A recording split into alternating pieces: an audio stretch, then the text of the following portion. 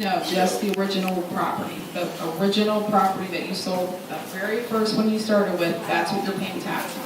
But, yeah, it's hard to believe. Could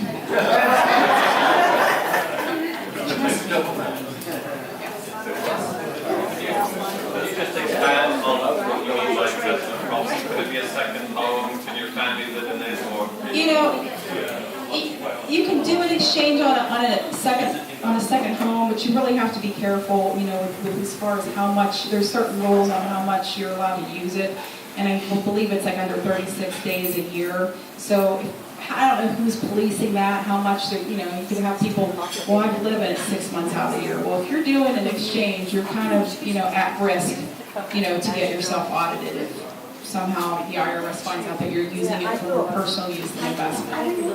So, but like if they have, I've had people sell properties that they had a family member that was living in it and paying them rent. I mean, they can show that it was income producing property, and I encourage them, you know what, I would keep a record of that so you can say that, you know, it wasn't just your daughter living in the house, she was actually paying you rent. There was a lease agreement and things like that. So,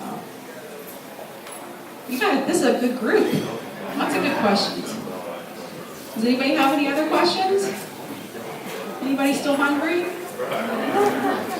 Thirsty? Okay, so she just asked a question about what we charge. So it basically depends on the type of exchange that they're doing, the contract sales price. Like what are we getting in the net proceeds? So with the delayed exchange, as I said earlier, it averages around $750 to $1,000 roughly for the sale of the relinquished property, and then it's always $350 per replacement property. If it's a simultaneous exchange, it's usually a flat $1,000, so they're saving a little bit of money there. Reverse exchange is more; it's around $6,000 to start, could be more depending on the transaction. The construction or improvement exchanges are around $7,500. Now, if we see a situation where the exchanger maybe has a net proceeds of under $100,000, we're going to evaluate each scenario. So in that particular situation, I would charge a flat rate of $750, just so it's more, you know, it makes sense, it's more economical for them. So, oh yeah, I do the whole transaction.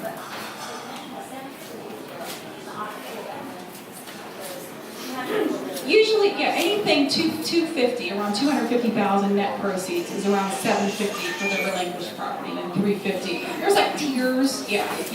But if it's like under 100 grand or something like that, we would charge a flat 750. Yeah, it really just depends on the transaction. Ma'am? I'm sorry.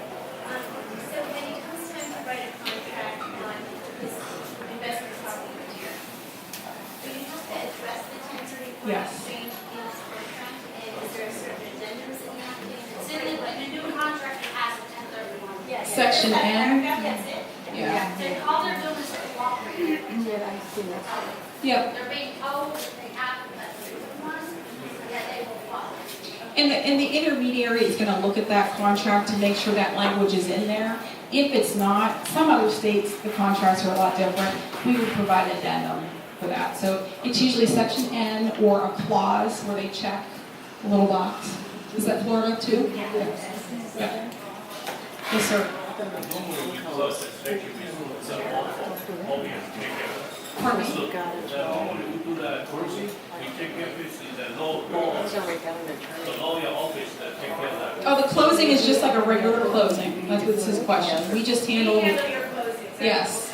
Yeah, Equitable Title does the closing just like a regular transaction, and then they would receive a set of closing instructions from us that tells them how to put the signature line on the HUD and things like that. So So your closing office know all those kind of. oh yes. I've done it for a long time. Because they make about 750, it's a charge for closing company charge. We don't charge for you to do the 1031. We don't charge our normal closing fee. No extra fee to do this. What you need to do is just let us know who the intermediary is at your parts level, and then we'll take it from there. All right, so that's what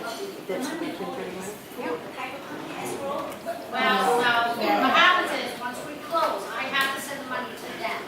They hold it, yes. And then when we close the next property, they send it back. And when someone, you know, once